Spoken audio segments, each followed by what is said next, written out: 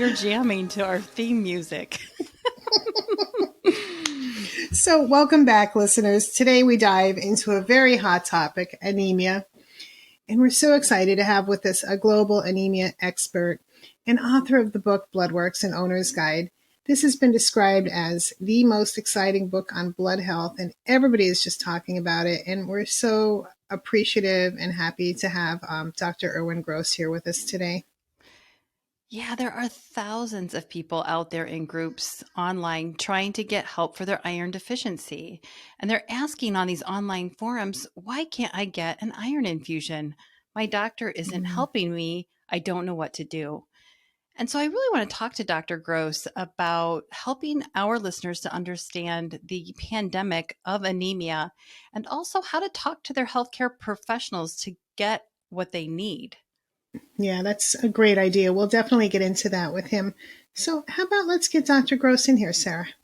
Sounds great. Good evening, Dr. Gross. Thank you very much for accepting our invitation to speak with you about Bloodworks, an Owner's Guide, the book that's newly released. We hear a lot of buzz about this on social media. Everybody's excited to be getting their book. So congratulations to both you and the 48 contributing authors. Yes, so exciting. Good evening. Yeah, good evening. Nice. Thank you for the invitation. Much appreciated. Where are you joining us from today? I'm joining you from my home on the coast of Maine in Brunswick, Maine, which is a small mid-coast town, about a half an hour or so north of Portland, Maine, which most of the listeners are probably familiar with. Very nice. Yeah, we'll have to get up there one day. Dr. Gross, tell us a little bit about what you do in your spare time when you're not working in patient blood management. Well, I enjoy the outdoors. It's one of the reasons why I moved to Maine and why I live here with my wife now and a daughter nearby with her 3 children, 2 other daughters Nice. down in the Boston area. And then our far-flung daughter out in San Francisco with her son. We enjoy the outdoors. We do a lot of hiking. We like to sea kayak, and my wife and I are avid road cyclists. In fact, we own a tandem and have cycled on the tandem for many years. We probably have about, somewhere between 25 and 30,000 miles on our tandem since we first started that. Oh, wow. I feel like we need one of those, Marianne. Yeah, Sarah, we need to get a tandem. That'd be awesome.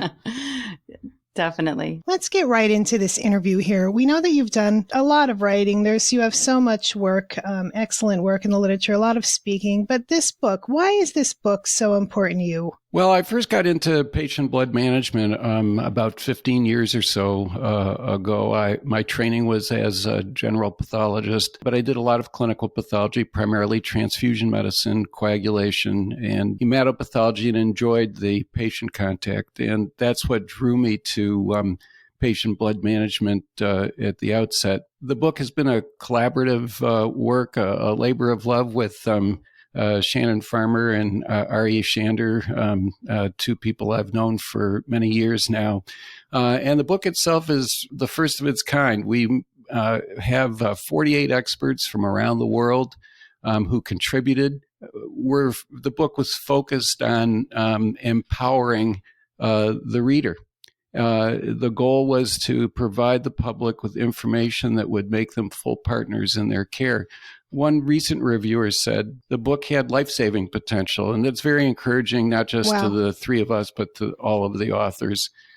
And many of the reviewers commented on its readability, which was something we worked very hard to achieve, a book that was accessible to the general public, but we wanted to ensure that it had value to healthcare professionals as well. And I think we achieved that. I would have to agree. I think that you achieved that. I found the book to be very in-depth with all the research. I loved that. But yet simple to read, and really all people can benefit. Thank you. So keeping in mind that many of our audience members likely have no medical training, and for many, English may not even be their native language, could you break down for us, in the most simplistic terms, what is anemia? Is it the same as iron deficiency? And if they're not the same, why are they often talked about together? Well, they're not the same. It's really an excellent question. Anemia is, in the most simple terms, is too few red blood cells or red blood cells containing too little hemoglobin, or both. And hemoglobin is the protein that carries oxygen in the blood. So less total hemoglobin, which is anemia, less total hemoglobin than normal means less capacity to carry oxygen to the different organs and tissues. By the way, hemoglobin is what gives blood its red color. Hemoglobin contains iron. And if you don't have enough iron, that is iron deficiency, you can't make enough hemoglobin. And you end up with fewer red cells, or the red cells contain less hemoglobin than they normally would.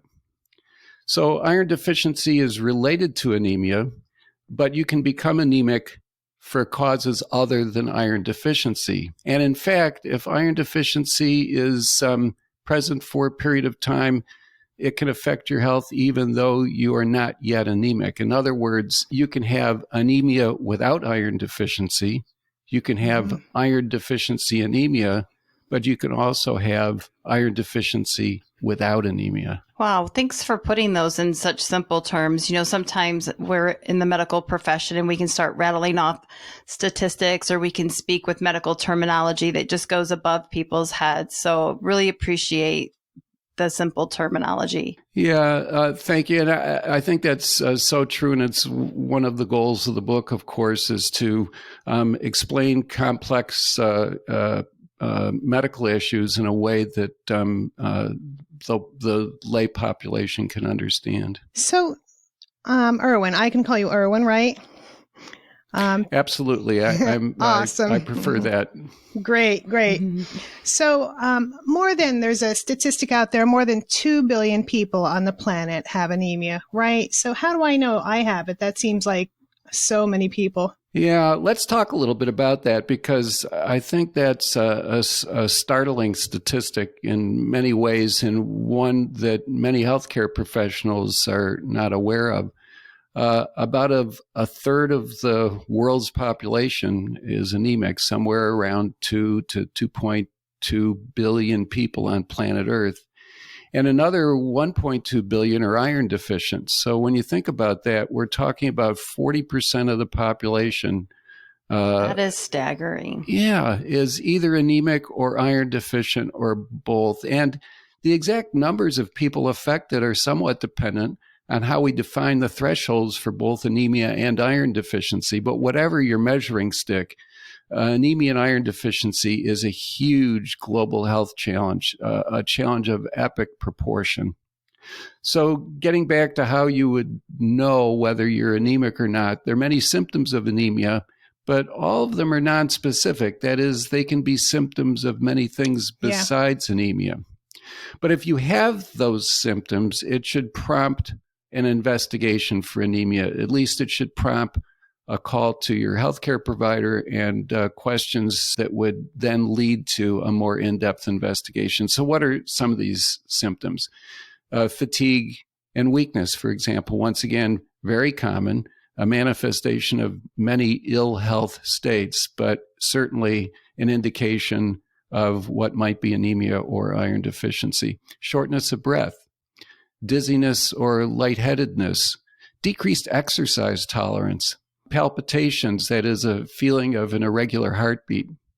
But in many cases, the symptoms develop so slowly that the patient sees how they feel as normal when it really is not. And anemia is so common that it's become invisible to many doctors. That is, mild anemia is so common it's become normalized. You can imagine in a day-to-day practice of a primary care provider, nurse practitioner, physician assistant, where a third of their patients or more present to them with mild anemia, they begin to regard that as something that's normal. But of course, anemia, though very, very common, is not normal. And what happens is doctors often then pay insufficient attention to mild anemia. And this, in turn, reinforces the notion that the fatigue a patient may be feeling is just something expected and something that they should live with. And our book tries to address this misperception in a way that empowers the patient, that anemia is common but not normal.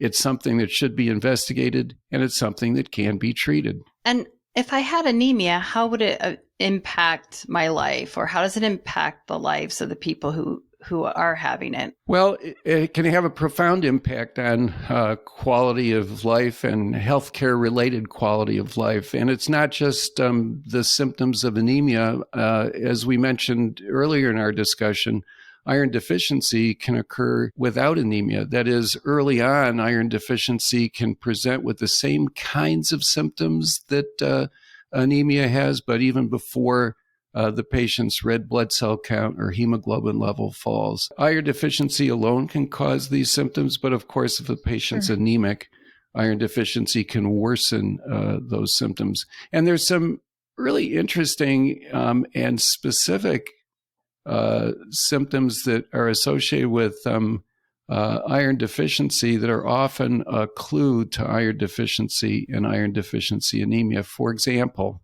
iron deficiency is associated with something called pagophagia. What does that mean? It means a craving for chewing ice.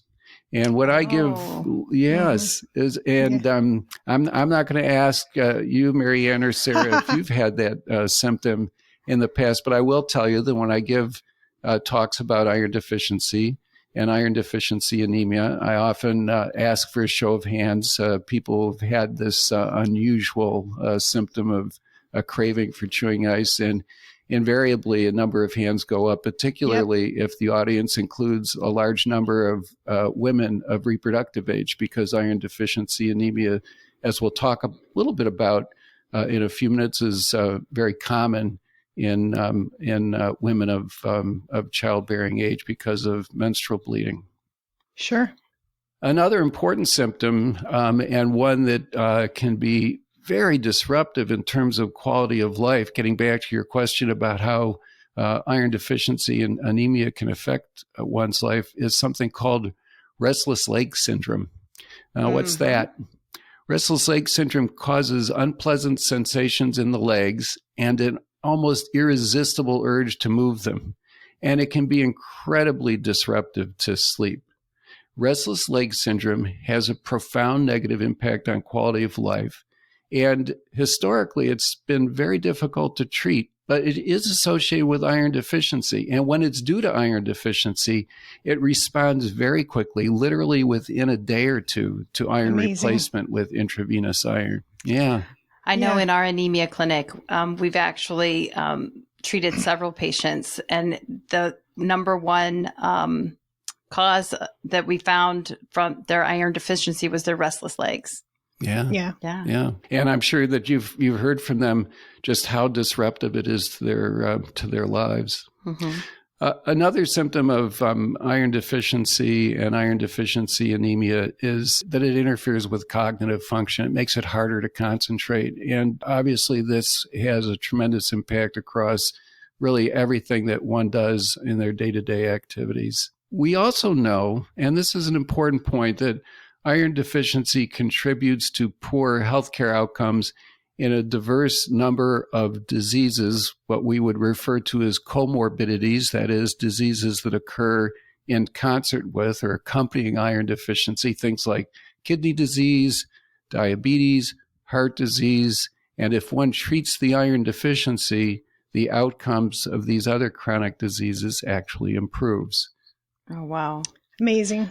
There's also some recent information that suggests that iron deficiency in pregnancy can result in not just poor pregnancy outcomes, but can even affect the behavior and development of the newborn. So anemia and iron deficiency actually can have an impact not just on the patient who's iron deficient, but on the developing fetus and the newborn baby that's delivered some months later. Wow. And I wonder if pregnant women going through their pregnancy are often educated about that, how important that is. I think that's a really good point. And with 4 daughters and 5 grandchildren under the age of 9, I can tell you that I've had personal experience with the issue of whether obstetrics care includes a high enough index of suspicion about iron deficiency or developing iron deficiency during pregnancy. And of course, prenatal vitamins include a small amount of iron. Nevertheless, a significant percentage of pregnant women do have significant iron deficiency, and proper iron replacement is just absolutely essential, and oftentimes is not addressed even by experienced obstetrical providers. Wow. That's so frustrating. Yeah. Absolutely. So talking about the impact, it's not just on the patient, as you started to speak about there. Mia's story in the book was just so powerful. Irwin, and you personally treated Mia, and we've changed her name here for privacy issue, but what a moment when she returns and her husband says to you, "Thank you for giving me my wife back." Like, what an incredible moment. It's quite a few years now since I cared for me in our anemia clinic. She was a bariatric surgery patient. Bariatric surgery is surgery that's done to help treat patients with chronic obesity that's not responsive to other interventions. The surgery itself interferes with iron absorption, and so many patients who've undergone bariatric surgery actually develop iron deficiency.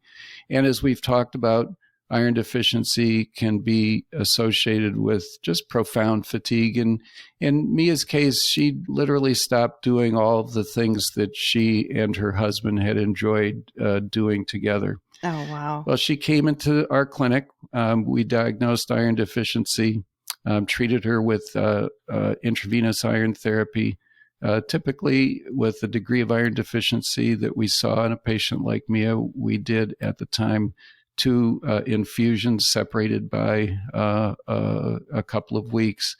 And when Mia returned for her second infusion, her husband was virtually in tears and threw his arms around me and said, "Thank you for giving me my wife back," because Mia's entire demeanor at home, her ability to do things not just around the home, but outside the home, with her husband had changed that dramatically after just that first iron infusion. Yeah, I've seen people in the infusion center. I like to go over there and see them because, boy, sometimes one infusion, it's like you gave them $1 million.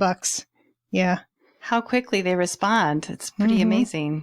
Yeah, and just to underscore that, I want to mention a study that was published, about 10 years ago now, that looked at the impact of iron deficiency on quality of life in women. This particular study was specific to quality of life in women, and they used a scoring system to look at what is referred to as vitality scores. And women with iron deficiency had vitality scores not just lower than the general population, but lower than women with clinical depression, lower than women with heart failure, with kidney failure, and even lower than women with a diagnosis of cancer. So iron deficiency anemia and iron deficiency anemia, as was the case with Mia, can have a profound impact on one's quality of life. And I want to kind of discuss that a little bit more with you, if we can, the importance of anemia and the impact on women. And I'll ask the gentlemen listeners to please don't time out. There's much more to come in our discussion, and we promise to get to you as well. But I did want to talk a little bit about Chapter 10, entitled From Periods to Giving Birth. If anyone needs to understand blood, it's women. And I'll share a quote from the book. It said, "Women should be encouraged to speak up if they feel their bleeding is excessive." Yes, that's a really important quote in the book, and it underscores the fact that women often don't speak up. And the question is, well, why would that be?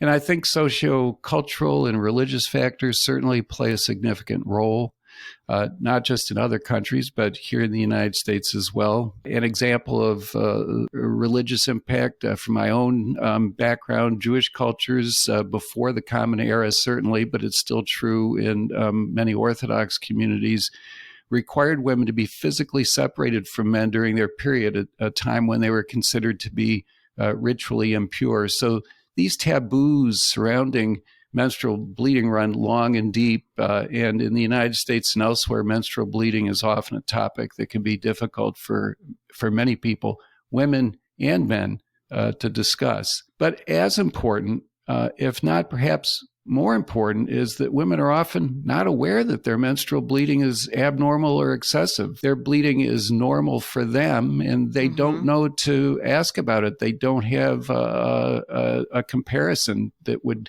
inform them that their bleeding may not be normal, may in fact be excessive. And in fact, I'll tell you a story about a group of patients that we helped to care for, lived on an island off the coast of Maine. It was a large family, large kindred, as we referred to it, that had von Willebrand's disease. Now, von Willebrand's disease is an inherited bleeding disorder. There's an increase in not just things like nosebleeds or bleeding associated with surgery or trauma, but these many patients with von Willebrand's disease have heavy menstrual periods as well. Now, when these patients came to us to have their labs drawn for the diagnosis of von Willebrand's disease, did they have VWD or not? If you simply asked when you did a bleeding history is, do you have abnormal bleeding or heavy periods?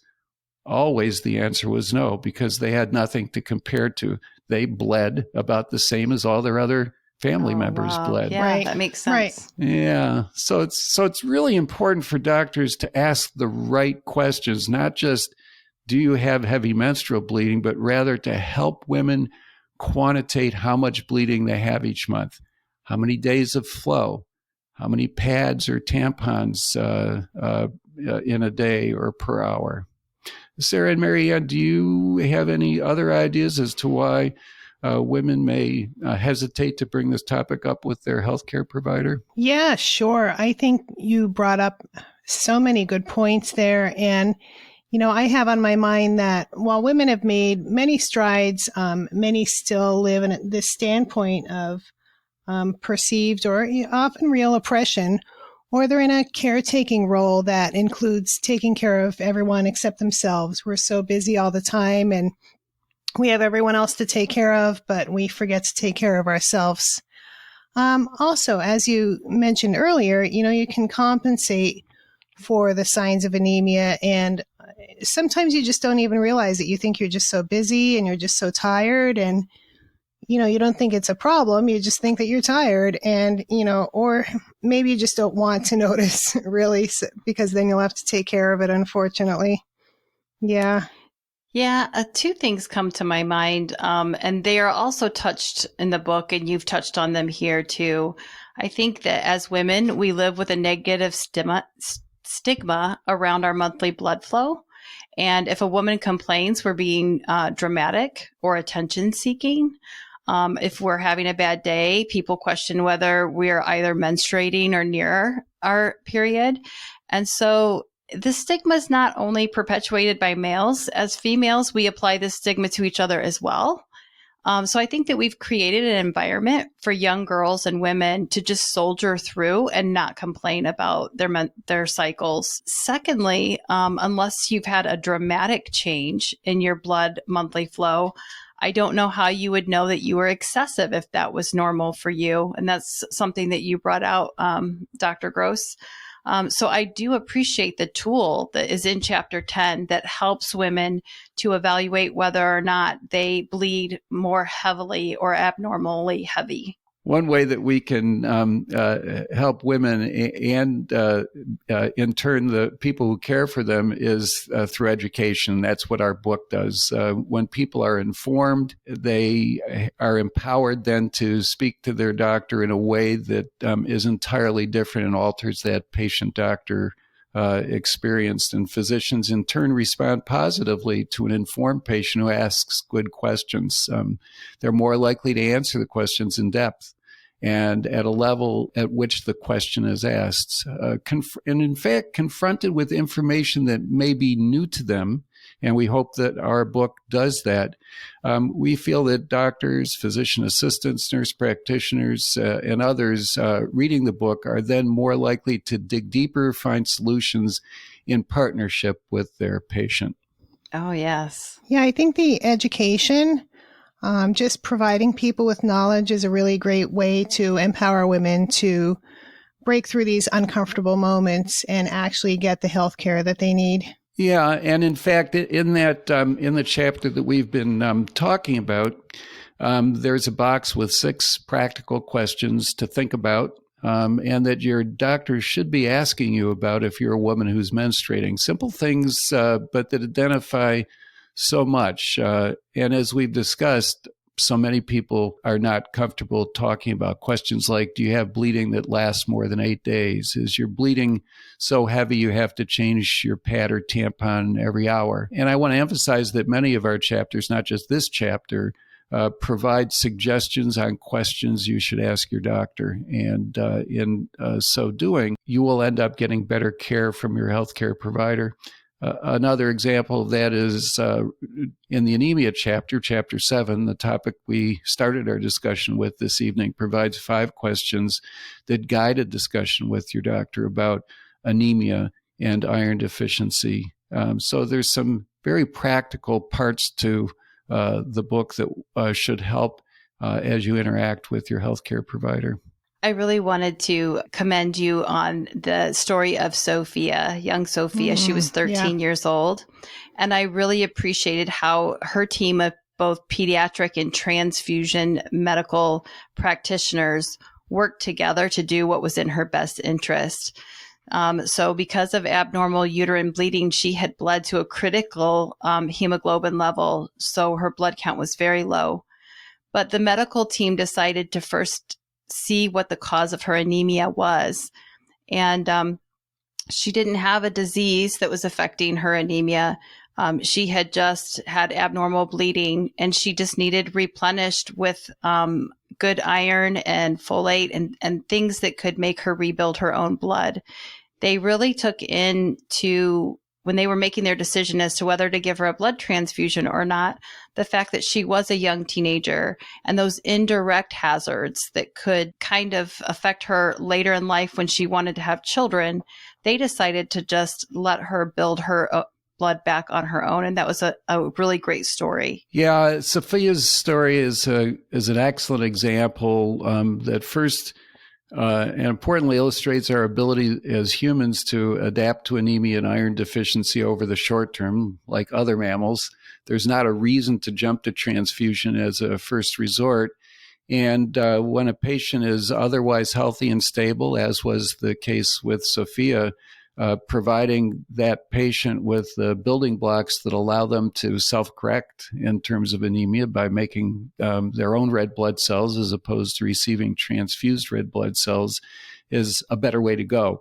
It's also, in Sophia's case, a great example of communication between an informed family and receptive caregivers who chose an effective treatment and had a great outcome, an outcome consistent with the desires of the patient and the desires of the family. And I also want to point out that both Sophia's parents were involved, not just her mom. And it underscores the fact that, as was the case with Sophia's father, men need to try and understand the additional challenge that women in their lives face regarding anemia and iron deficiency because of menstrual blood loss and because of pregnancy. And men need to feel comfortable talking about it and providing support. So speaking of men, is anemia, does that affect men too, or is it only a female thing? It certainly is not just a female thing. There's an interesting evolution of the prevalence of anemia over one's lifespan. Until the age when girls begin to menstruate, the prevalence of anemia is about the same in boys and girls. And then about age 10 or 12 or so, the average age of menarche, anemia becomes increasingly more common in females than in males because of, as we've been talking about, menstrual blood loss and pregnancy. Yep.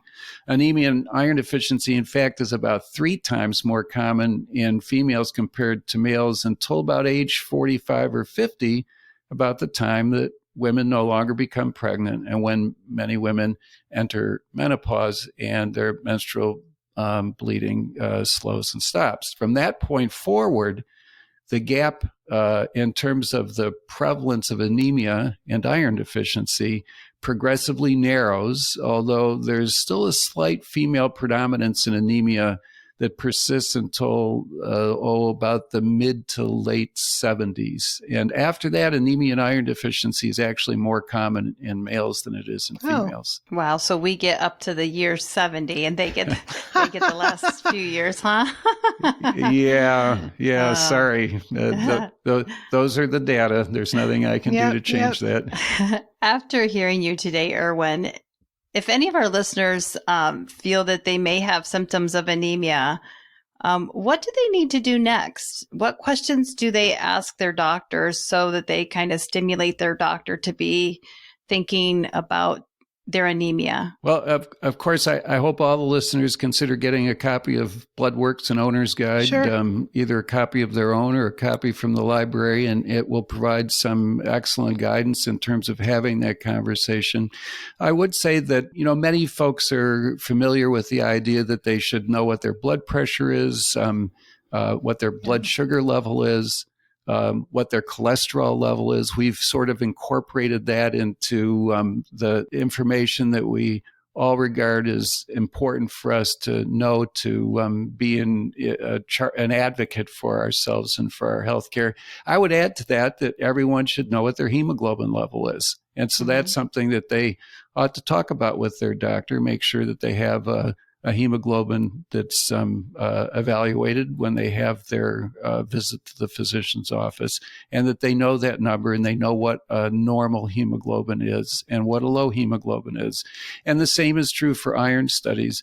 As we mentioned earlier in our conversation this evening, iron deficiency can actually exist before anemia develops. And so it's important to evaluate iron levels when you go to the doctor as well. So just like your fasting blood sugar level, your cholesterol level, you should know your hemoglobin level and your iron studies so that you can be empowered and take ownership for having anemia diagnosed and treated properly. Yeah, that's a really great point because, many people just don't know and it's ignored by somebody, so they ignore it too. So yeah, definitely get a copy of this book, listeners, and it'll be very helpful. And one feature of this book that I think is really cool is that it's really never going to go out of date because the reference list will be continually updated. That's just so awesome. And how exciting is that for you as an author, that it has that sense of timelessness? Well, it is. It's one of the exciting aspects of publishing books now during the era of ebooks. Obviously, updating books is much more difficult when it's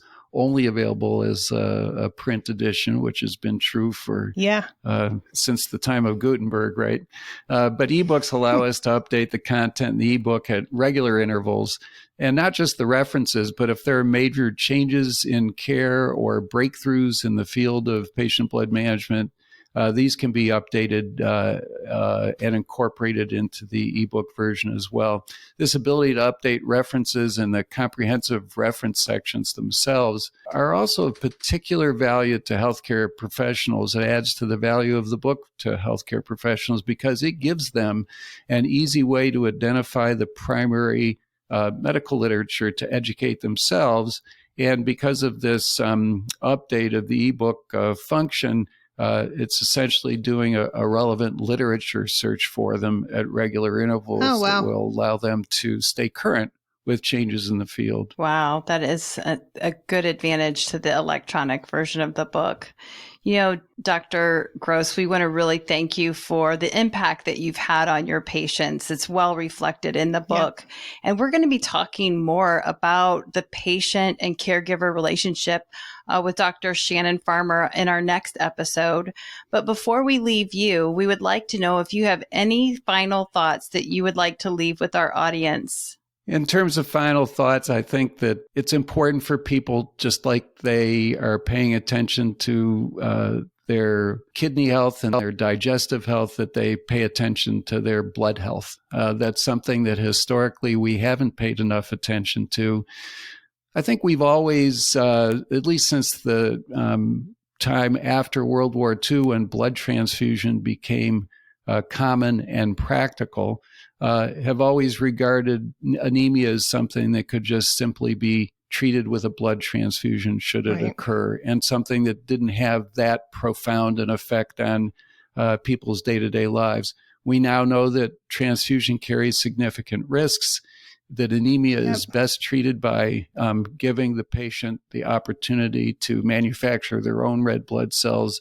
And all of us need to pay attention to our blood health, and in partnership with our healthcare providers, make sure we have those discussions, and that this is something that we address in order to improve our well-being, our health, and our happiness.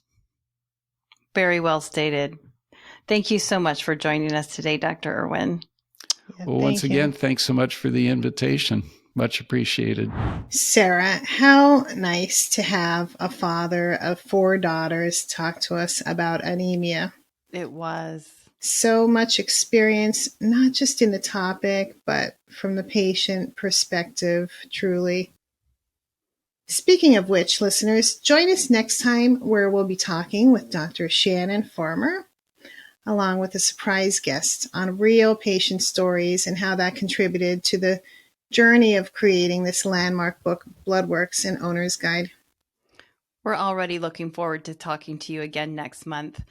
Don't forget to check out our description if you want to get in touch with us, or if you want to claim your special price on Bloodworks, an Owner's Guide, the book that everyone needs before they are a patient. Yeah. From the Let's Talk PBM studios, stay healthy and keep your blood pumping.